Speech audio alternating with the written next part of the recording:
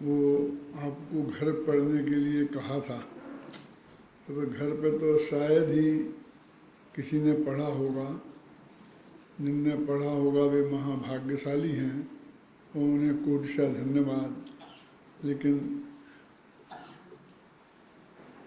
मेरी ही थोड़ी देरी से और आपको वो सुनने को मिल गया तो ये अपराध भी निरपराध दशा दशा ही है।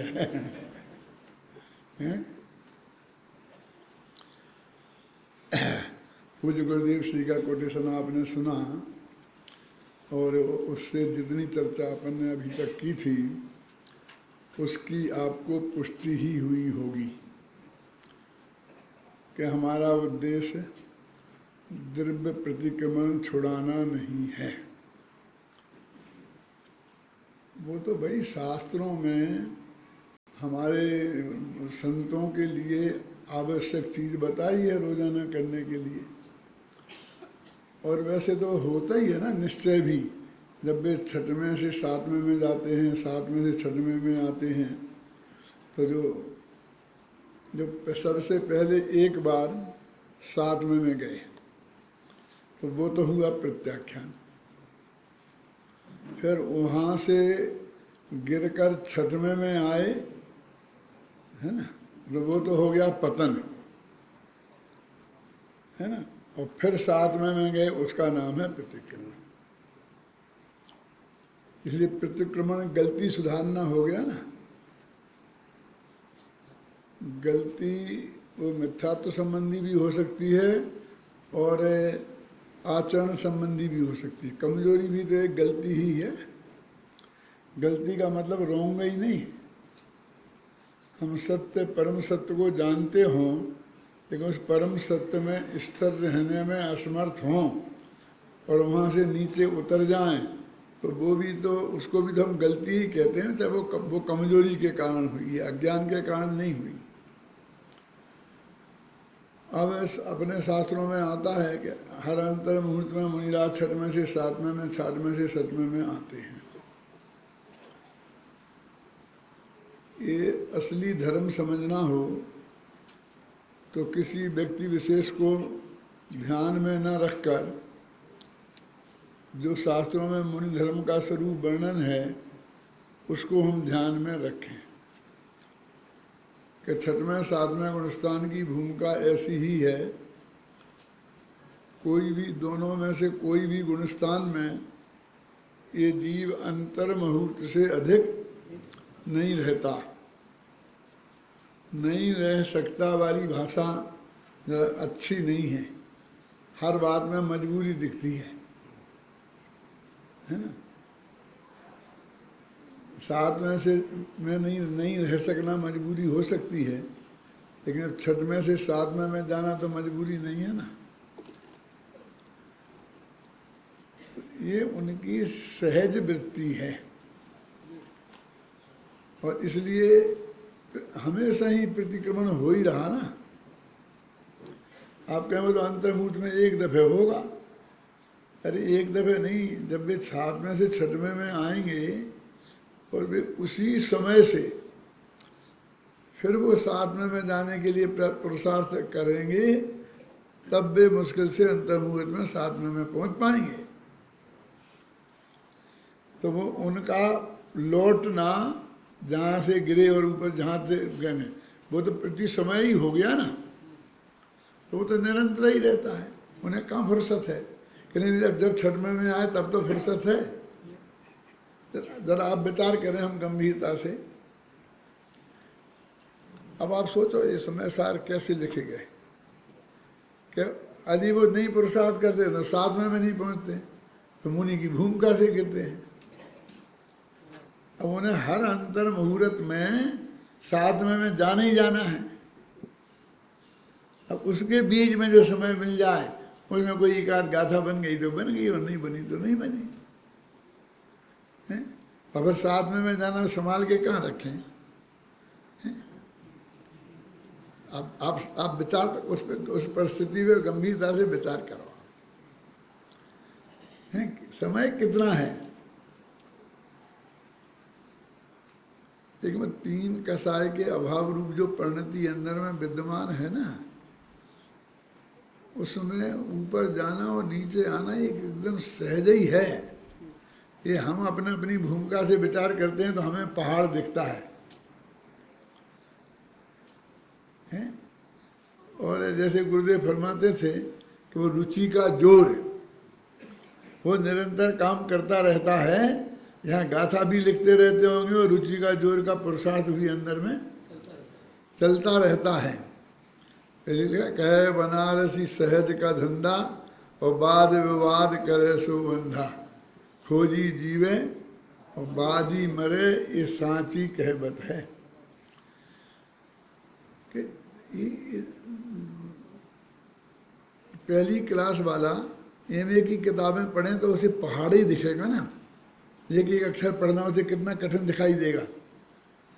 लेकिन भाई एमए में तेरे को 14वीं क्लास पास करके जाना है, तो तुम अभी समझना जितना अभी तुझे कठिनाई दिख रही है उसमें वो बिल्कुल कठिनाई नहीं है। वो तेरी जो योग्यता है उसमें सहज ही वो आगे का पुरुषार्थ होगा। तो ये अपन ने मनोहर लाल जी वर्णी का भी पढ़ा था, एक लाइन का कोटेशन, विकल्प रत रहना विषकुंभ है और स्वभाव रत रहना अमृत कुंभ है। क्लियर आई ना बात, पूरी बात आ गई। अरे वर्णी जी ने कहा है इसलिए हमको स्वीकार है, ऐसे भी लाखों लोग इस जगत में होंगे। कदाचित आपके चित्त में ऐसी बात ना हो तो इतनी बात तो समझ में आनी चाहिए ना कि वर्णी जी की समझ में भी ये बात आ गई थी, है ना? और ये बात जिसकी समझ में आ जाए वो कोई कम भाग्यशाली है, वो हमारे लिए कम सम्माननीय है। आप बेचारा सोचो ऐसे, मतलब हम इस दृष्टि से ही विचार करें, क्यों साहब? अगर हमें कहने नहीं साहब बताओ ये कि हमको एक मात्र ना मालूम एक मात्र का कितना मोह है, हैं? क्यों अभय जी 10-20 हो जाए तो क्या तकलीफ है? वहाँ तो हमें ये तकलीफ होती है ना, भरत आता ना, सुसंवेद आत्म सरधानी और भरत क्षेत्र में बिरले प्राणी।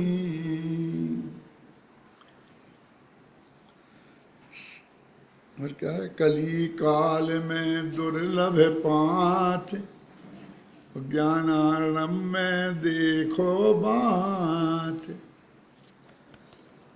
ये पंक्ति है महाकवि बुद्धजन के तत्वार्थ बोध की। वो तत्वार्थ बोध नाम का किताब का नाम ही नहीं सुना होगा।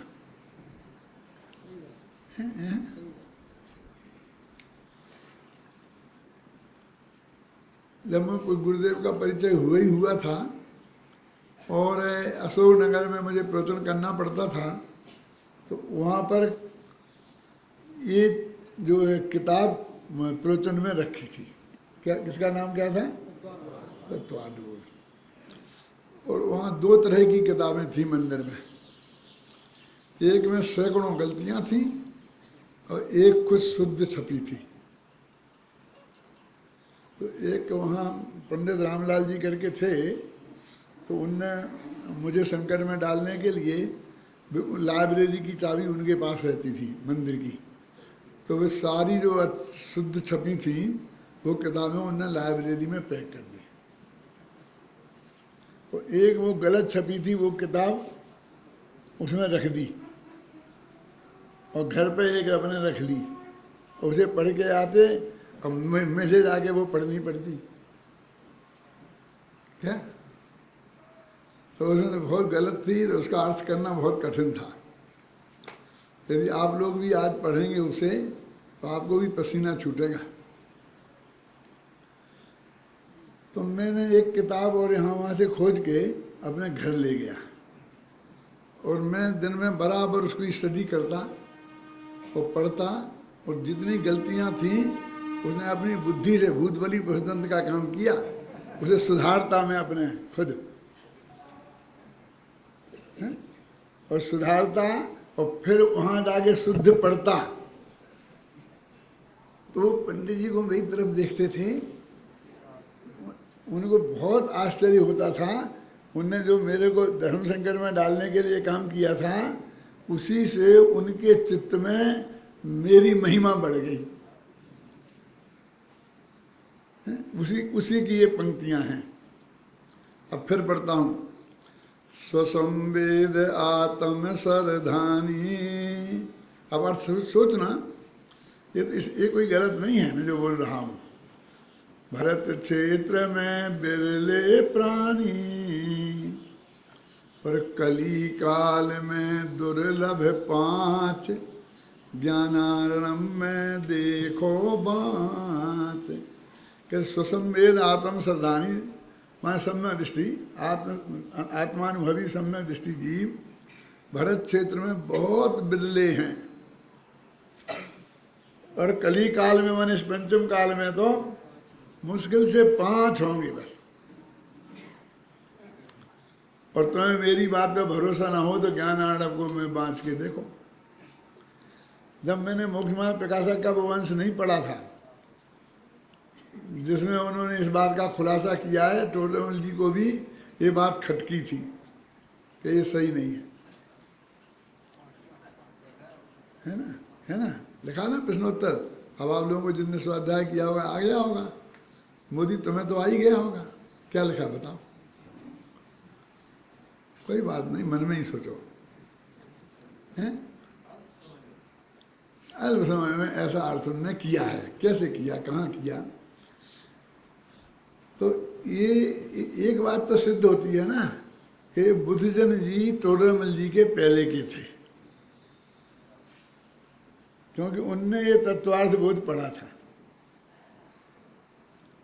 है ना। टोडरमल जी ने तत्वार्थ बोध का स्वाध्याय किया था। अब समझ लो टोडरमल जी ने किया था तो अपने लिए भी स्वाध्याय करने योग्य है ना वो किताब। बुद्धजन जी तो बहुत आध्यात्मिक भजन है ना उनके, आप जानते हो कि साधारण महापुरुष तो थे नहीं। एक छड़ाला उनका भी है, एक छड़ाला और है। जो जो जो छड़ाला अपन पढ़ते हैं कि दौलत राम जी ने उनके छड़ाला को देख करके उन्हें लिखने का भाव आया था। तो उन्होंने लिखा ना, लिख बुद्धजन की भाख। फिर बुद्धजन की भाषा देख करके मैं लिखता हूँ, है ना, ठीक है। तो वो बुद्धजन, उनने वहाँ क्या गलती हुई मैं बता रहा हूँ आपको कि ज्ञानानंद में जब मैंने देखा कि वो तो मोक्ष में प्रकाशक का तो पता नहीं था, उन्होंने लिखा था ज्ञानानंद में बाँच के देखो। तो अब ज्ञानानंद, अब वहाँ पेज श्लोक नंबर नहीं, पेज नंबर नहीं, पूरा ज्ञानानंद पढ़ो। कितना कठिन काम था और आज तुमको कितनी सुविधा हो गई, इसकी कल्पना तुम करो। उसकी वजह से मैंने वो साहब ज्ञानानंद पढ़ा फटाफट पढ़ा कि वो देख देख देख करके और निकाल के वहाँ पहुँच गया। और वहाँ लिखा था कि 2 3 2 3। अब आप भी समझे, 2 3 5 हो गया उनने। अब ये अनर्थ कैसे हो गया? 2 3 ये तो अनिश्चय का वाचक है, यानी इसका मतलब हो सकता है बहुत कम। और बिरले तो ऊपर लिखा ही है, माने उन्होंने कोई गिनती नहीं दी, उन्हें बहुत कम होंगे। और बहुत कम तो 1 लाख भी बहुत कम ही होते हैं ना अनंत जीवों में, है? और इनने वो 2 और 3 जोड़ के 5 कर दिया, तो वो एक निश्चित संख्या हो गई, है? तो फर्क पड़ गया ना एकदम। हमारे स्टडी से बोलते कि हम यदि वो लिखा है तो वहाँ तक पहुँचे, उसकी जड़ तक पहुँचे, और फिर वो अंतर हो तो उस अंतर का अंतर एक हल्के खोल करके देखें। तो ये वहाँ तक पहुँच जाना सत्यवाद तक, ये अपने आप में बहुत बड़ी उपलब्धि है। और हर ज्ञानी धर्मात्मा का ऐसे जीवों का भी अभिनंदन है, अभिनंदनीय है। कोई अभिनंदन पत्र उन्हें देना चाहिए ऐसा नहीं कह रहा हूं मैं, उनके चित्त में उनकी महिमा आना चाहिए ना। बहनी जी भी साधारण आदमी तो थे नहीं। विकल्पित रहना विस्कुंभ है और स्वभावगत रहना अमृत कुंभ है। उन्होंने इस सारी भाषा को अपनी स्वयं की भाषा दी, उन्हें यहाँ पचाया, फिर अपनी भाषा में बोला। वो उनकी शास्त्रीय भाषा में उसने नहीं बोला जितने अपन पढ़ रहे ना। अब ये तो अपन तो सब पढ़ चुके हैं। ये कहाँ तक पहुँच गए थे अपन? अभी कलश कलश कलश ही आ गया, बहुत हो गया ये। और कलशों में भी अभी इसकी घुटाई होने वाली है, इसलिए अब अपन ने 188वां कलश पढ़े। हाँ बोलो भाई, पढ़ो।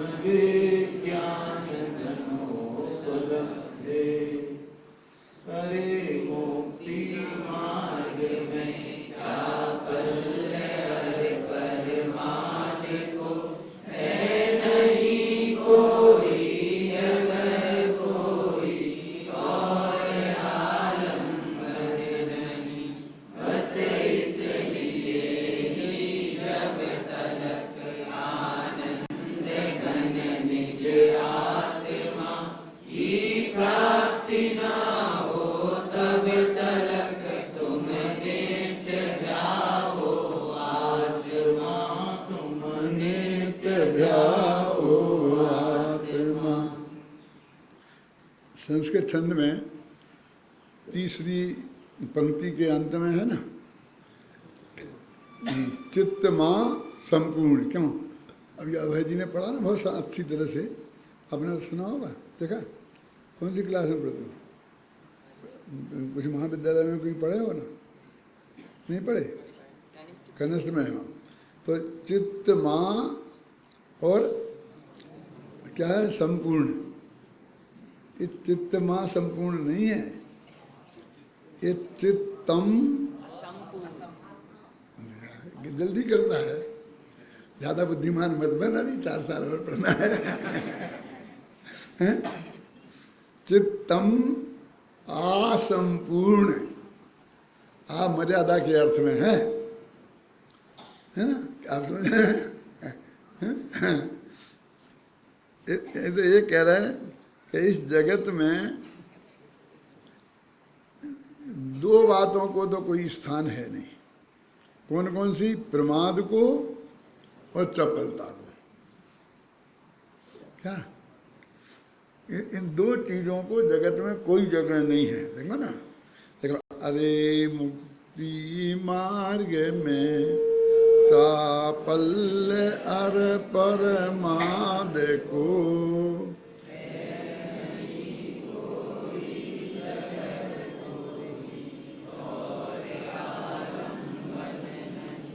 मैंने 2 चीजों में तो कोई जगह ही नहीं है। क्या अप्रमाद का अर्थ क्या किया इसमें? सुखासीनता।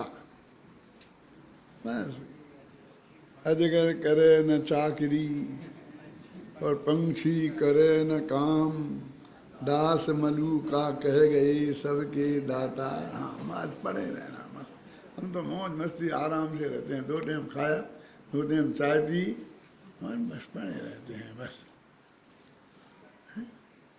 गुरुदेव का टेप शुरू कर दिया और आराम से लेट गए। 2-1 मिनट जब तक नींद नहीं आई तब तक सुन लिया, फिर 1 घंटे तक गुरुदेव बोलते रहे, और जब गुरुदेव का टेप बंद हुआ तब अपनी नींद उठती है, खत्म हो गया। इसको बोल रहे हैं, इसका नाम प्रमाद है। और वो तो गुणस्थान है ना, वो तो अप्रमत्त गुणस्थान है जिसमें जाना है ना। चाहे वो प्रतिक्रमण हो और चाहे वो प्रत्याख्यान हो, साथ में गुणस्थान में जाना है ना। तो वहाँ अप्रमत्त गुणस्थान में प्रमाद को क्या स्थान हो सकता है? हैं? वो तो ये कहते हैं कि शुद्ध भाव में नहीं जाना ही प्रमाद है।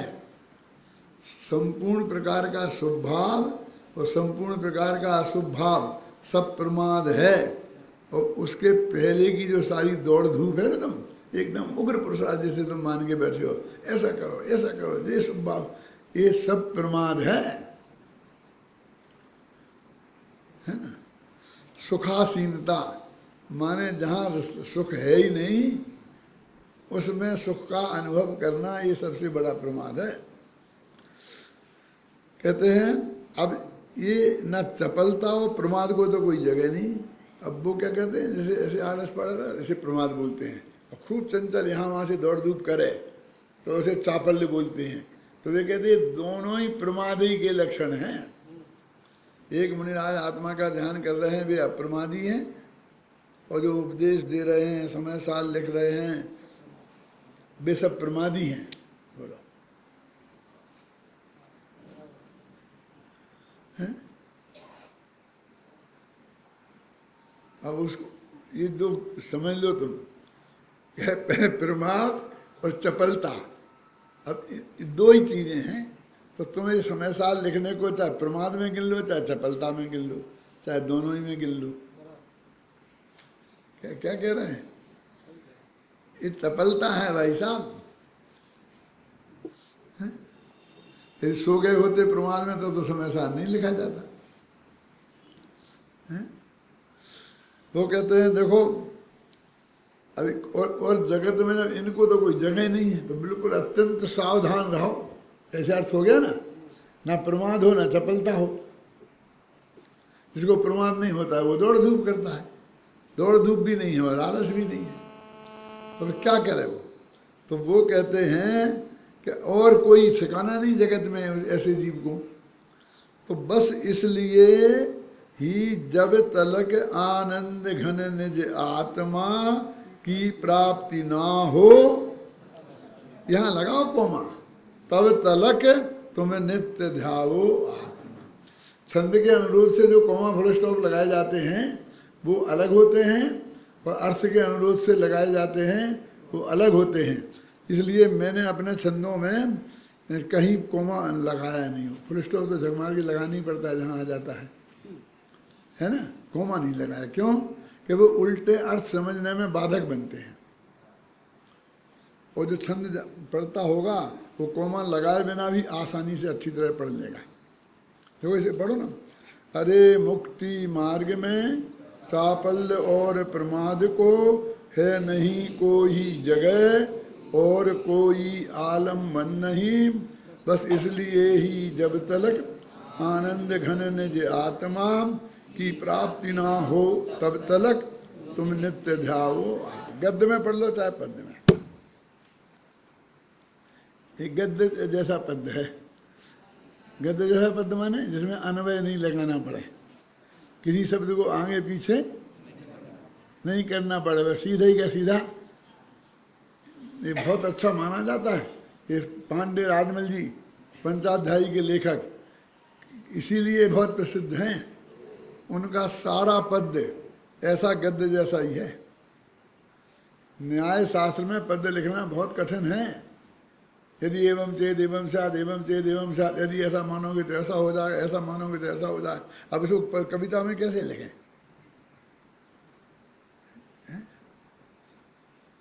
इसलिए कहते हैं न्याय शास्त्र का भार गद्य ही बर्दाश्त कर सकता है। वो तो संबंध भद्र जैसे कोई महादिग्गज आचार्य हों और वे पद्य में लिख दें और कहीं स्खलन नहीं हो, ये तो बहुत गलत है। आपने संबंध भद्र का न्याय शास्त्र तो सुना होगा, पढ़ा होगा, स्तोत्र शास्त्र जैसे अपन भक्ति कहते, भक्ति काव्य। लेकिन उनका एक काव्य ऐसा भी है जो अलंकारों से भरा हुआ है। एक अक्षरी छंद, पूरा छंद, एक अक्षर में पूरा छंद, और उसका बहुत बढ़िया अर्थ निकल रहा है। दो अक्षरी छंद, सारे अक्षर ह्रस्व ही ह्रस्व, कोई दीर्घ अक्षर नहीं, सारे दीर्घ ही दीर्घ, कोई ह्रस्व अक्षर नहीं, ऐसे बहुत हैं। और फलाना बद्ध, फला मुक्ष बद्ध, फलाना बद्ध, एक इधर लेने जा रही, एक इधर जा रही, एक इधर, एक इधर, ऊपर से पढ़ो, नीचे से पढ़ो, उल्टा पढ़ो, सीधा पढ़ो, है ना, 12-12 ऐसा है ना कोई वो मीरा, ये शब्द है ऐसे हैं। कौन, क्या नाम है उस किताब का? हाँ, स्तुति विद्या, ऐसी कोई किताब है उनकी जो भगवान की स्तुति लिखी है, लेकिन उसमें इतने छंद अलंकारों का प्रयोग किया गया है और बहुत बढ़िया अर्थ निकलता है। तब आपको मालूम पड़ेगा स्वतंत्र भद्र की वाकबलरी, क्या बोलते हैं, शब्द भंडार कितना समृद्ध था। हाँ, वो चोटराम जी ने एक लिख दिया, एक छंद लिख दिया तो क्या हो गया। उनके तो सैकड़ों छंद हैं ऐसे। नहीं, वो भी महान है, नहीं कह रहा हूँ मैं लेकिन अभी जिसकी पूरी किताब लिख दी हो उसकी बात हो रही हो, उसमें एक छंद लिखने वालों को कहाँ बैठा लें हम। तोडरमल तो गद्य के ही मास्टर थे, पद भी उनका है, ऐसा नहीं है कि नहीं है, लेकिन वो अच्छा। तो देखो, जब अचापल को और अन्न आलम्बन नहीं, अब क्या करोगे? तो आनंद घन जो परमात्मा है उसका ध्यान ध्याओ। अब ध्याओ ये तो उपदेश की भाषा है कि ऐसे जीव उसका ध्यान करते हैं। कब तक करेंगे भैया? घंटा, 2 घंटा, 3 घंटा, कितना? यूं चिंतन में थिर भाई जिन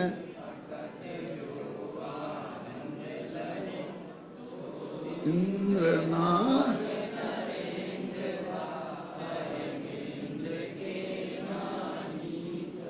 फिर आता रही है अनंतानंत काल यथा तथा सेव, अनंत काल तक। बस तो बहुत, अपन को तो 8 घंटा में ध्यान करते हैं तो कितना हो जाता है मुश्किल, और अनंत काल तक की भी ध्यान करते हैं तो फिर कितना ध्यान, क्यों?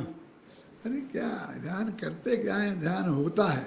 इसीलिए तो लिखा है कि सिद्धों के ध्यान नहीं होता, ऐसा भी लिखा है शास्त्र में कि निरंतर ध्यान होता है उसको ध्यान नहीं होता कहते हैं। उपयोग का आत्मा के केंद्रित होना है ना, तो वो तो अनंत काल तक के लिए है ना, फिर क्यों लिखा के ध्यान नहीं होता? मैं आपसे पूछता हूँ, क्यों लिखा के ध्यान नहीं होता सिद्धों के? इसलिए लिखा है हेमचंद जी कि ये जो है ना, एकत्व वितर्क नहीं होता, पृथकत्व वितर्क नहीं होता, सूक्ष्म कृतिया प्रतिपाति नहीं होती, विपरीत ज्ञान वर्ती। ये जो ध्यान की परिभाषाएं हैं, ये परिभाषाएं उनके ध्यान पर घटित नहीं होती, इसलिए ये ध्यान उनके नहीं होते, इसलिए उनने कह दिया ध्यान नहीं होता। क्या क्या अपेक्षाएं होती देखो तो। हाँ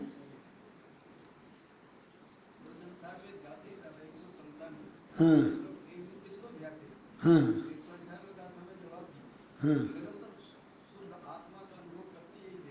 हाँ, तो है ये उस नहीं भी लिखा उसको हाँ भी लिखा, तो समझ लेना, उसमें घबराने की क्या बात है।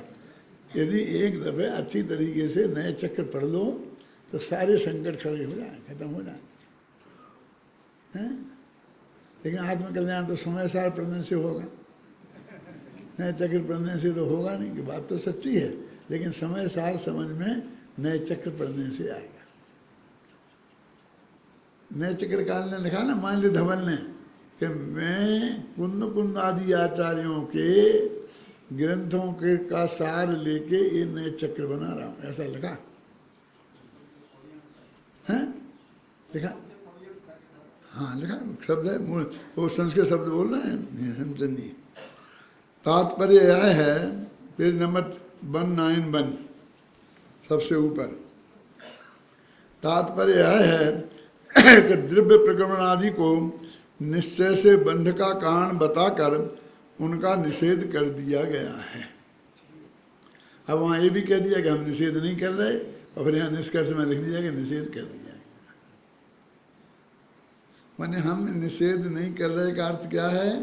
ऐसा निषेध नहीं कर रहे कि तुम अपराध करते रहो और माफ़ी नहीं मांगो। और निषेध कर दिया का मतलब ये है कि तुम शुद्धात्मा में चले जाओ तो ये तुम्हें रोजाना रोजाना माफी मांगने का जरूरत नहीं पड़े। क्यों?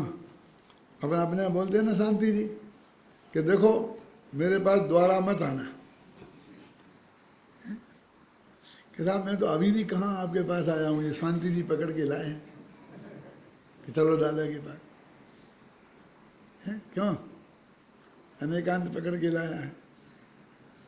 अरे यही तो कह रहा हूँ कि द्वारा किसी को तुम्हें पकड़ के लाने की जरूरत नहीं पड़े, इसका अर्थ है कि द्वारा मेरे पास मत आना है। क्यों? यही अर्थ है कि नहीं है, है? ये थोड़ी कि खूब अपराध करते रहना और मेरे पास नहीं आना। ऐसे ही वो कहते हैं कि द्वारा हमको ऐसा नहीं करना पड़े। आचार्य देव कहते हैं कि जब तक संपूर्ण विज्ञानघन आत्मा की प्राप्ति ना हो तब तक हमने चित्त को आत्मा रूपी स्तंभ से बांध रखा है, आत्मा रूपी खंबे से बांध दिया है। ऐसा लगता है ना, एक खंबा एक खड़ा है, किसी आदमी को पकड़ के उसे जकड़ के बांध दिया है, ऐसा हमको दिखता है। ये संस्कृत में ऐसा शब्द है, आलान स्तंभ, ऐसा कुछ है क्या? नहीं। अरे तो रूपक है, कहीं कहीं कोई बांधा फांधा नहीं है, ये तो अनंत आजादी की बात है, हैं?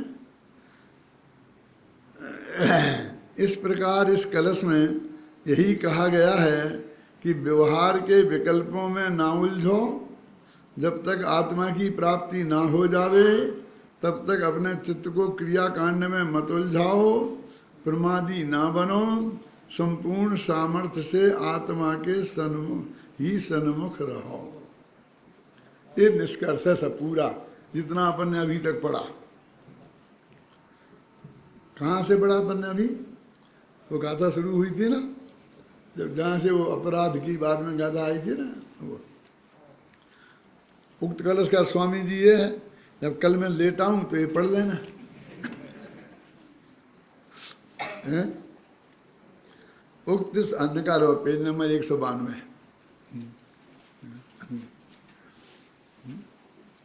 उक्त संपूर्ण कथन का आशय यह है कि आत्मार्थी को ना तो समस्त क्रियाकांड छोड़कर प्रमादी ही हो जाना चाहिए, है ना, और ना क्रियाकांड में ही उलझ कर रह जाना चाहिए, ना क्रियाकांड छोड़ना चाहिए।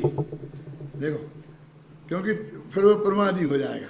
अब क्या, न पूजा करना, न पाठ करना, न भगवान के दर्शन करना, न स्वाध्याय करना, न पढ़ना, न पढ़ाना, बस खत्म। क्यों? तो प्रमादी होना होगा ना, ये सब छोड़ के। देखो, उक्त संपूर्ण कथन का आशय यह है कि आत्मार्थी को ना तो समस्त क्रियाकांड छोड़कर प्रमादी ही हो जाना चाहिए और ना क्रियाकांड में ही उलझ कर रह जाना चाहिए। यदि अपराध हुआ है तो प्रतिक्रमणादि क्रिया व तत्संबंधी स्वभाव को अमृत कुंभ जानकर उस अपराध का परिमार्जन करना चाहिए। गलती हुई है तो माफी मांग लेना चाहिए, उसमें क्या दिक्कत है। किंतु शुभ क्रियाओं और शुभ विकल्पों में ही उलझे रहकर इस बहुमूल्य मानव जीवन को यूं ही नहीं गंवा देना चाहिए। माने शुभ क्रियाओं और शुभ भाव में उलझना, ये कीमती मनुष्य भाव को गंवाना है। ये कमाई का काल नहीं है, गमाई का काल है। अब इनमें दो में थोड़ा अंतर है। वैसे आप अध्यात्म बहुत सुनते हैं तो आपको ख्याल में होगा, फिर भी मैं बताता हूँ तो अपने पुराने ज्ञान से मिलान कर लेना। दो बातें कह रहे बार बार, शुभ क्रिया और शुभ भाव। व्यवहार से जिन्हें धर्म कहा जाता है, शुभ क्रिया और शुभ भाव। अब शुभ क्रिया से तो ना पुण्य बनता है ना पाप बनता है, और शुभ भाव से पुण्य बनता है, पाप नहीं बनता। दोनों में अंतर समझ में आया कि नहीं?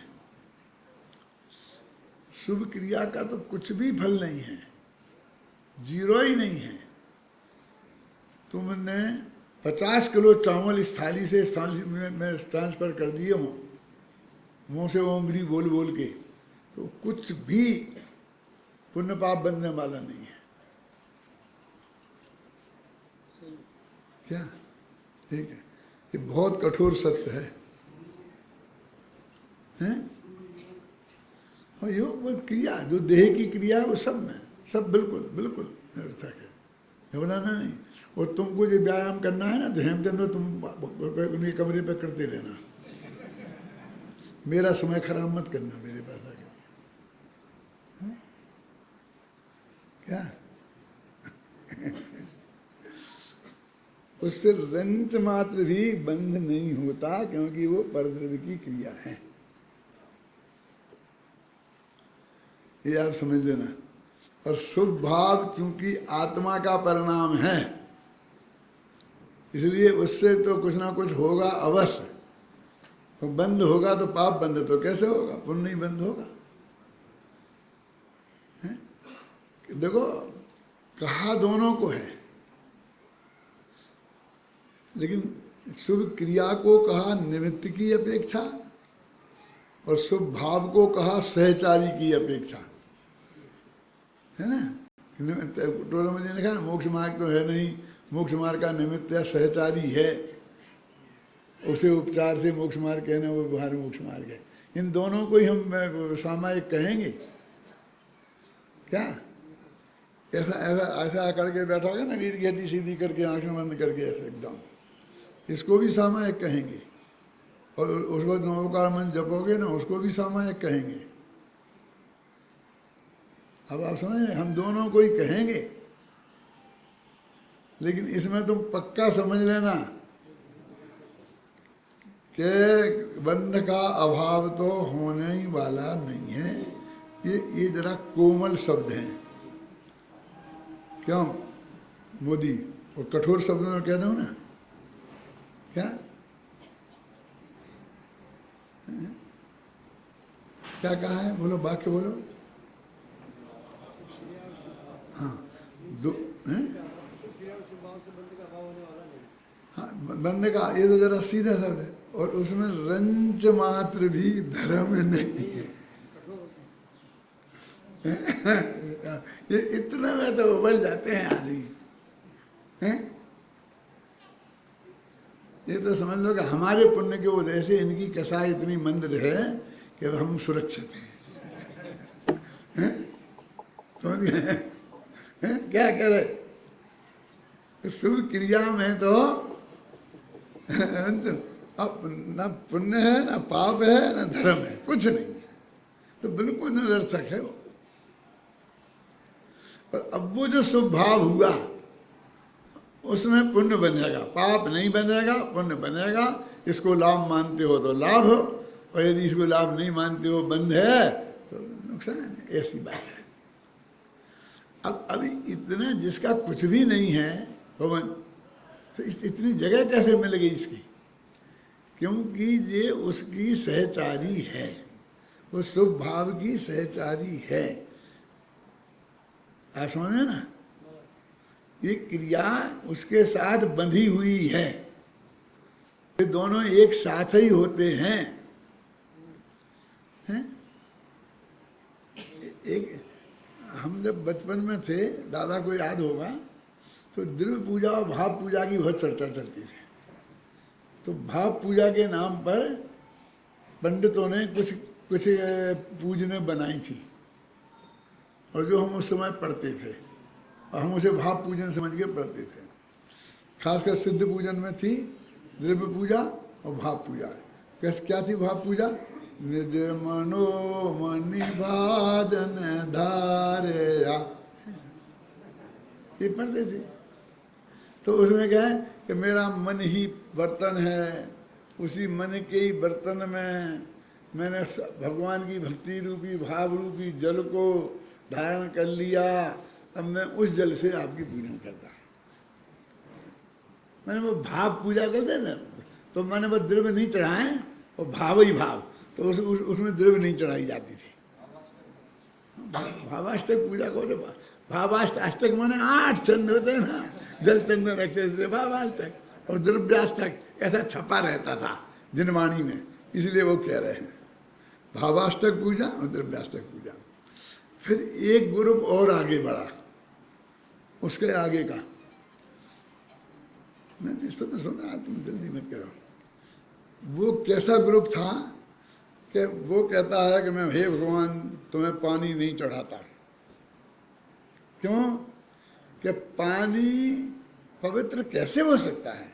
उसमें इतनी मछलियाँ घूमती हैं और कीड़े जीव जंतु घूमते हैं, वे उसी में लेटरिन करते हैं, उसी में बाथरूम करते हैं। अब वो पवित्र जल पवित्र कैसे हो सकता है? वो छंद याद है क्या दादा? तो बोलो बोलो बोलो जोर से बोलो। हाँ, नीर जो चढ़ाऊं ताए कच्चे मच्छे पिया करें, भूल जो चढ़ाऊं ताए भोरा सूंघ जाते हैं। ये सब पढ़े हमने उसमें खूब अच्छी तरह से। ऐसा नहीं है कि हमने कुछ किया नहीं है जी। ये 900 चूहे मार बिलाई तब को बैठी है।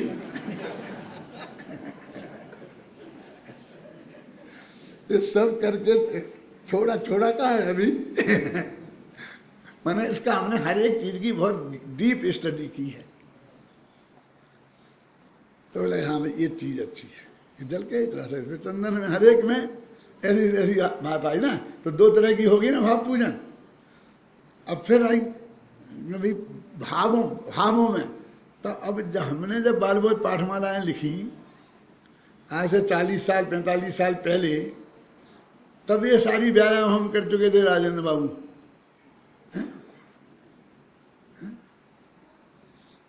तो हमने वो द्रव्य पूजा भाव पूजा, दो प्रकार की द्रव्य पूजा। तो एक दो द्रव्य जो कहते हैं, और फिर ये भी द्रव्य तो पूजा है जो मुँह से बोल रहे। ये मुँह से बोल रहे कौन सी पूजा है? भाव पूजा के द्रव्य पूजा। और ये भाव पूजा वाले जन मनोमणि मोदन धारिया, वे मुँह से बोलते ना, तो वो भाव हुई के द्रव्य पूजा हुई। बता कौन इतना सोचता है? किसने सोचा होगा विलास भाई? हैं? ये तो पुद्गल की रचना है ना शब्द। तो ये जो स्तुति अपन बोलते हैं ये भी पुद्गल की रचना है, इसलिए ये भी द्रव्य पूजा है। भाव पूजा कहाँ रही तुम्हारी? जैसे तो बताए ना, ये जो पुद्गल की रचना वो द्रव्य पूजा, और आत्मा के भावों की बात हो भाव पूजा। क्यों भाई साहब? तो ये भाषा बोलना भाषा बनना भी द्रव्य है। तो मन में सोचना है, क्या करें? बोल ही नहीं सके, क्या करें? बोल ही नहीं सके कि सोचना, ये भी मन भी पुद्गल का बना है। अब एक खतरनाक बात बोलता हूं, जिसके लिए मैं तत्वासूत्र की टीका लिख रहा हूं, कि वो जो मन तो पुद्गल का बना ही है शांति जी, लेकिन जो आप सोच रहे, बस सोच भी पुद्गल की बनी है। राजेंद्र बाबू कैसे बनी है? क्योंकि वो मन पर ज्ञान का विषय है, और मन पर ज्ञान रूपस्व बधे और तदनंत भागे मना परे।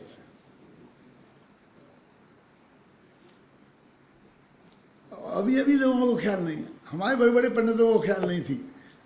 मुझे तो जब मैं 10-12 वर्ष की उम्र पढ़ता था मौलाना विद्यालय में, जब गुरुदेव का नाम भी नहीं सुना था, और सुना था तो बिल्कुल विरोधी ग्रुप में थे। मक्खनलाल जी के साथ थे, उनके चेले थे। तब हमारी समझ में ये बात आ गई थी, और आज अच्छों की समझ में नहीं आती। कभी भी अभी नहीं मानते, हमारे विद्यार्थी नहीं मानते। लेकिन ना सब लिखा, वो भी पुद्गल का बना है। यदि नहीं होता तो चिंतन का निषेध क्यों किया जाता ध्यान में? आत्मचिंतन ध्यान नहीं है, आत्म ध्यान नहीं है ना? कहाँ है निषेध? अब माँ चिट्ठई माँ जमपई माँ चिंतई, है ना? क्या लिखा दृढ़ संग्रह में?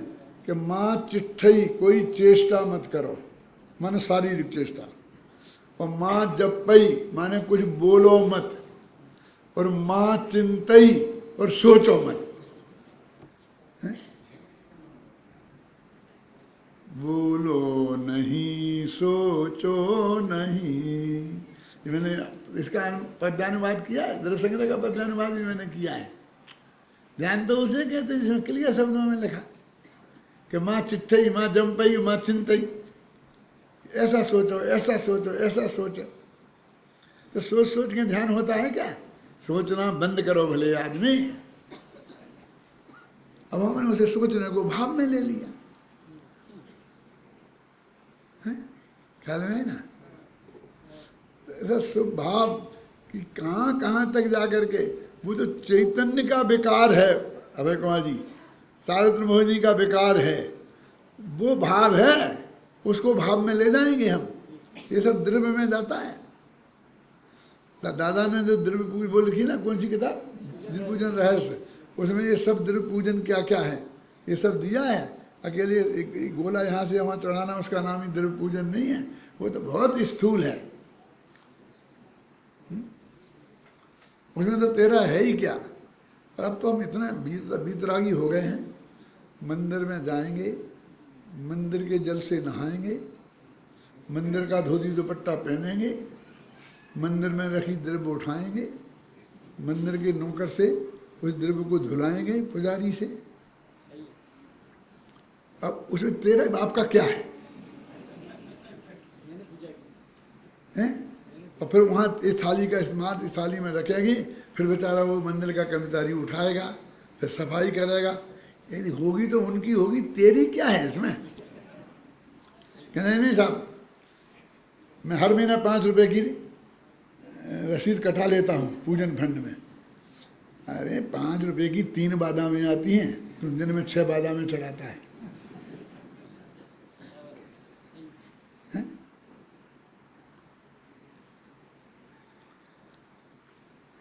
क्या कैसी द्रव्य पूजन, काय की द्रव्य पूजन? तेरा द्रव्य तो उसमें खर्च हुआ ही नहीं।